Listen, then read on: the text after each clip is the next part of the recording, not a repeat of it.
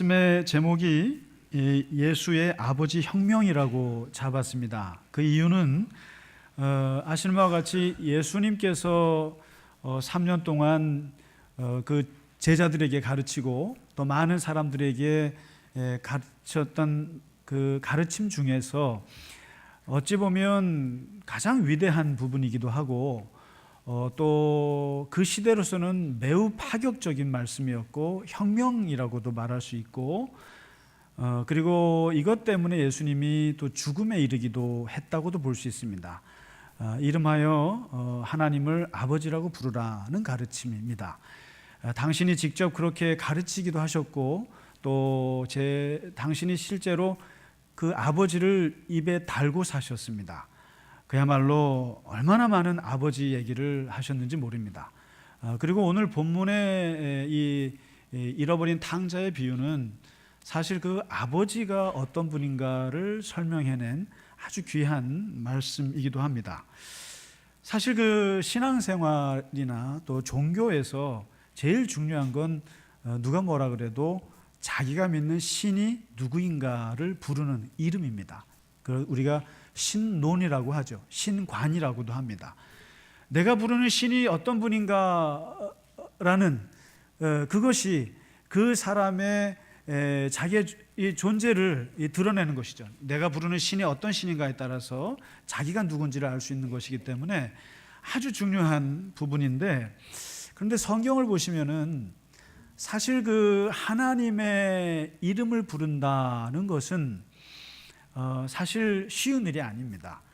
특별히 불러서는 안 될 이름이 신의 이름입니다. 원래 그 하나님은 이름이 없어요. 왜냐하면 10계명 3계명이 하나님의 이름을 망령되 일컫지 말라, 이게 부르지 말라는 건 아니었는데, 함부로 부르지 말라는 거였는데, 이스라엘 사람들은 옛날부터 하나님의 이름을 부르는 걸 두려워했어요. 10계명에서도 그렇게, 그러니까 함부로 부르다 보면은 이렇게 부르다 보면 함부로 부를 것 같기 때문에 아예 안 부른 거예요. 잘 10계명의 명령도 있어서 그렇습니다만은 이스라엘 사람들 속에 깊은 종교적 심성이 있었던 거예요. 뭐냐면 이름을 갖는다는 것은 이름을 갖는 순간 그 사람은 어떤 질서 속에 이렇게 들어가는 겁니다. 규정되는 거예요. 그 예속이 됩니다. 우리가 지난주에 가버나움이라는 영화를 봤습니다만은 난민이라고 하는 것이 바로 이름이 없는 거거든요. 이름이 없고 아이디 카드가 없는 거죠. 그러니까 이 아이가 병원 앞에서 죽는 이유가 왜 그런가요? 이름이 없어서 죽었습니다. 그러니까 이 세상의 모든 피조물은 이름을 가져야 되고 그 이름이 있어야 어떤 질서 속에 안정을 갖습니다. 그리고 이름이 있어야 해외도 나갈 수가 있고 그렇습니다. 그런데 이 하나님에게 있어서는 이름이 있으면 안 됩니다. 하나님에게 이름을 붙이는 순간 그 우리와 똑같은 존재가 됩니다. 규정이 되고 제한이 되고 종속이 되기 때문에 하나님의 이름을 함부로 부를 수가 없습니다. 그리고 특별히 하나님은 우리가 규정할 수도 없고 제한할 수도 없고 이해할 수도 없는 분이기 때문에 무언가의 이름을 줄 수가 없습니다. 그런데 놀라운 것은 하나님께서 자기 이름을 주셨다는 거예요. 성경에 자기 이름을 가르쳐 주셨습니다. 이스라엘 백성들에게 대표적인 구약의 이름이, 하나님의 이름이 두 개가 나와요. 하나가 엘, 그리고 하나가 여호와. 엘이라는 말은 그리스어로 테오스라고도 하고 영어로 갓이라고도 하고, 우리 개신교에서는 하나님이라고 하고, 천주교에서는 하느님이라고 하는, 일반적으로 누구나 부르는 이름이 이 엘입니다. 여기에다가 형용사를 붙이면은 이제 자기들이 체험한 하나님이 됩니다. 그래서 엘로힘이라고 불렀어요. 엘로힘, 하나님은 창조주시다. 엘샤다이라고 불렀습니다. 하나님은 전능하시다. 엘올람, 하나님은 영원하신 분이야. 그러면서 엘에다가 붙인 게 되게 많죠. 임마누엘, 하나님이 함께 하신다. 베델, 하나님의 집이다. 그리고 이스라엘, 하나님과 싸웠다. 사무엘, 하나님의 이름. 모든 이름을 지을 때 다 엘자로 붙여서 자기가 하나님을 경험한 것을 그렇게 불렀어요. 그래서 엘을 불렀고, 또 한 가지 모세가 모세에게 주셨던 가장 유명한 이름이 있어요. 이게 이스라엘의 하나님의 이름, 정식 이름인데 7,000번 정도 나오는 이름인데 바로 그게 YHWH, 네 자로 표현하는 여호와라는 말. 여호와, 야훼. 이 야훼, 모세가 묻잖아요. 무슨 뜻입니까? 그랬더니 나는 나다. 나는 스스로 있는 자다.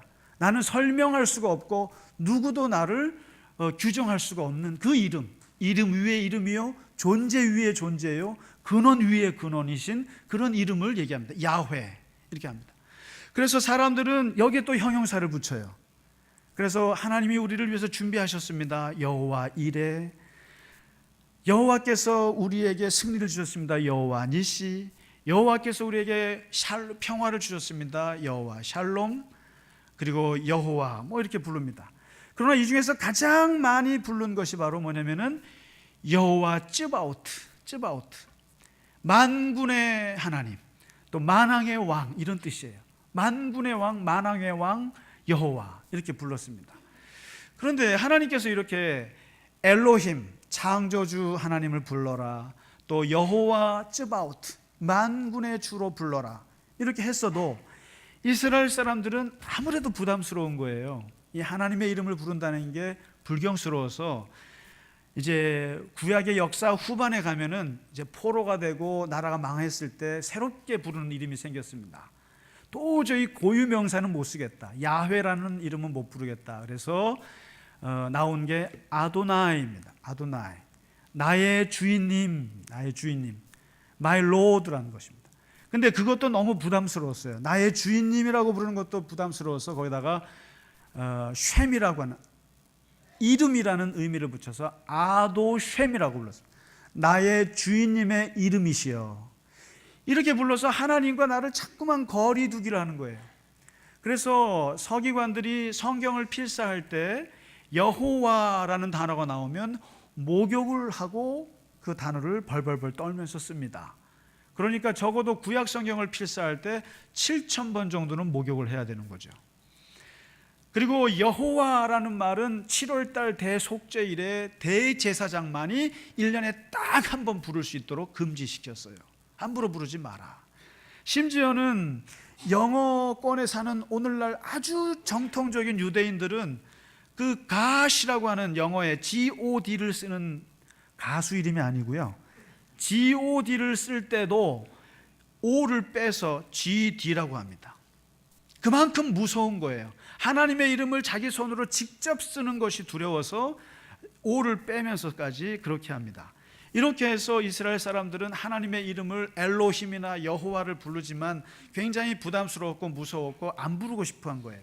그리고 엘로힘은 창조주 하나님이시니까 나는 피조물이고, 그리고 만군의 주님이니까 나는 군인이고, 나는 군대고, 만왕의 왕이시니까 나는 그의 백성이다. 이런 자기의식을 가지고 살아왔던 것인데 오늘 예수님이 오셔서 그것을 홀가닥 뒤집어 놓으셨습니다. 하나님의 이름을 부르지 않으려고 하는 그 사람들에게 예수님이 하나님을 아버지라고 부르기 시작을 하시는데, 이게 한번 보실까요? 그 구약 성경에도 아버지가 나옵니다. 물론 제가 이게 한 20분 만에 이 아버지 얘기를 하기가 너무 시간이 없기 때문에 제가 한 15페이지짜리 글을 써놓은 게 있습니다.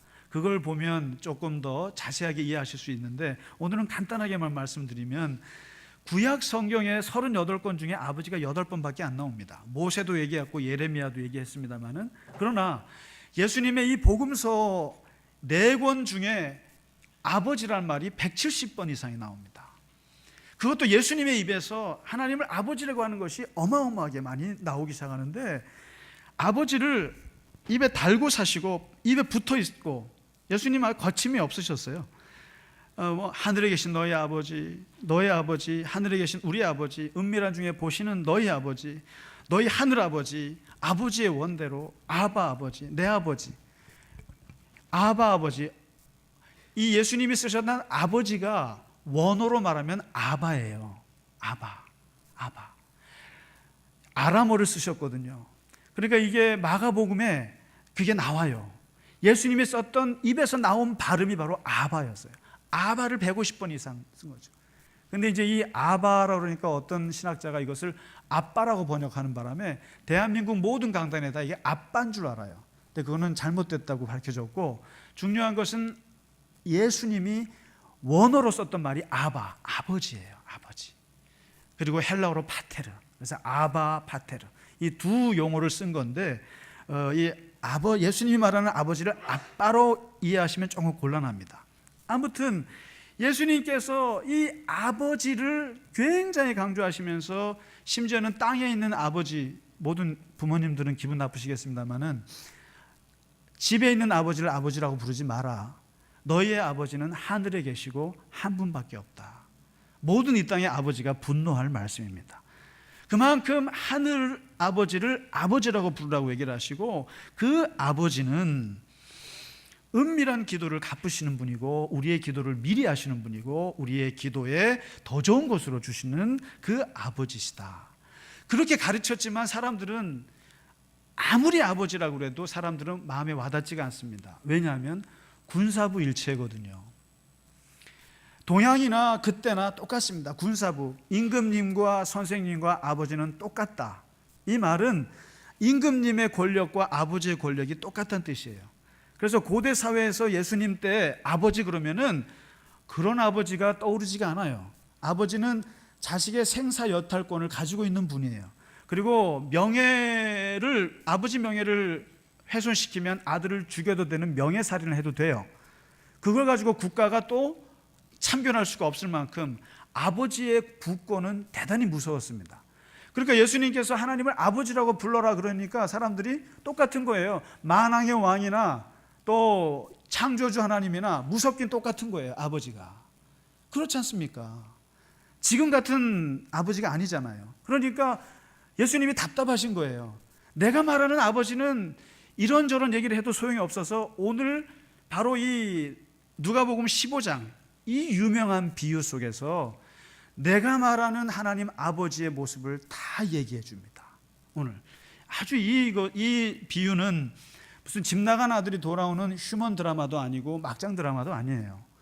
이 비유는 그야말로 인간이 하나님을 떠났을 때 얼마나 비참한가, 그리고 그 인간이 어떻게 하나님께 돌아오는가를 보여주는 귀한 인간론에 대한 책이고, 동시에 무엇보다도 이 비유는 하나님 아버지가 어떤 분인가를 아주 자세하게 설명해 준 파격적인 비유 이야기입니다. 이게 여기서 예수님이 말씀하세요. 내가 말하는 하나님 아버지는 7가지 특징이 있는데, 그 특징을 제가 정리해 드리면 그렇습니다. 죽기 전에 유산을 달라고 하는 폐륜적인 아들에게 그 요구를 속절없이 받아주는 아버지. 그 죽기 전에 유산을 달라는 자식이 어디 있어요? 폐륜이죠, 그거는. 근데 그 폐륜적인 자식의 이야기를 들어주고 받아주는 아버지다. 내가 말하는 아버지는 그런 아버지다. 그런 폐륜적인 아버지를 다리 몽둥이를 꺾어서 뜻을 꺾는 아버지가 아니라 그 받아주는 아버지다. 떠나는 아들을 잡지 못하는 아버지다. 붙잡을 수 있는 거거든요. 그런데 안 붙잡는 아버지다. 떠난 아들을 그저 한없이 하염없이 기다리는 그런 아버지다. 너희 아버지는. 그리고 돌아오는 아들을 보고, 아버지는 뛰면 안 되거든요. 윗사람은 뛰면 안 됩니다. 그런데 자기 체면 무시하고 쏜살같이 달려가는 그런 아버지시다. 성육신의 하나님을 얘기하는 거죠. 너무 불쌍해서 얼굴을 보니까 피골이 상접한 아들을 보면서 달려가서 목을 안고 입을 맞추고 끌어안는 그런 아버지, 탈권위적인 아버지다. 내가 말하는 하나님 아버지는 그런 아버지다. 아들의 그 폐륜적인 과거, 아버지의 재산을 다 팔아서 다 그냥 쓰고, 그리고 다 그냥 잃어버린 그 아들의 폐륜적인 과거를 싹 잊어버리고, 제일 좋은 옷으로, 제일 좋은 가락지로, 제일 좋은 신발 나이키로, 나이키가 제일 좋은가요? 요즘에? 제일 좋은 살찐 송아지. 살찐 송아지는 그 당시에 부자들이 먹는 최고급 음식이 살찐 송아지예요. 아주 연하고 부드럽거든요.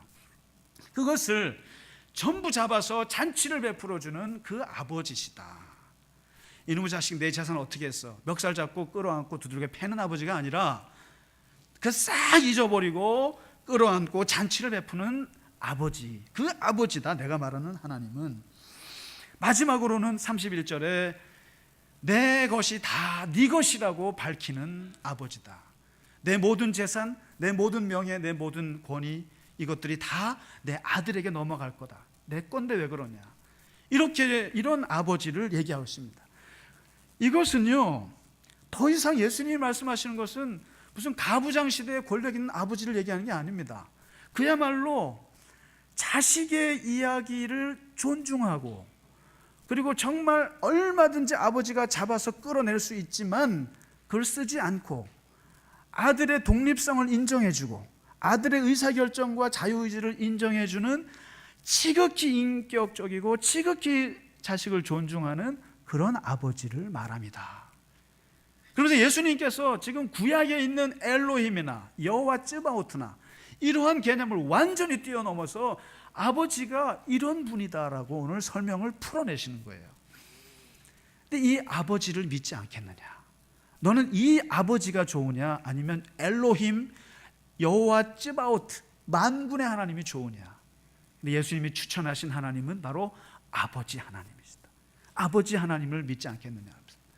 근데 여기서 보시면 오늘 17절에 보시면은요, 그러면 이 아버지를 떠난 자식의 이 비참함, 하나님 아버지를 떠난 인간의 그 비참함이 무엇인가? 사실 우리의 비참함을 성경에서 뭐라고 말하냐면 지금 이 사람이 돈 떨어진 게 비참한 게 아니에요. 그리고 이 사람의 비참함은 돼지들과 함께 돼지 열매를 먹으면서 그 바닥 생활을 하는 것이 그것도 비참하지만 그것도 비참함이 아니에요. 다시 말해서 욥이 그 고난을 당할 때 나병 환자가 되는 것도 비참한 거죠.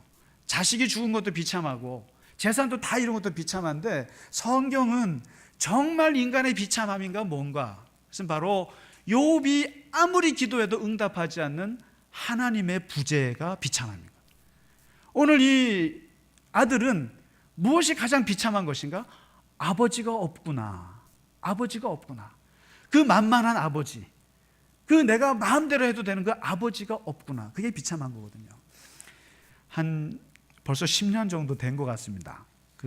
제가 2009년도에 그때 이제 미국에 있었는데, 그때 이제 저 아이가 이제 중학교를 들어갔을 그때였는데,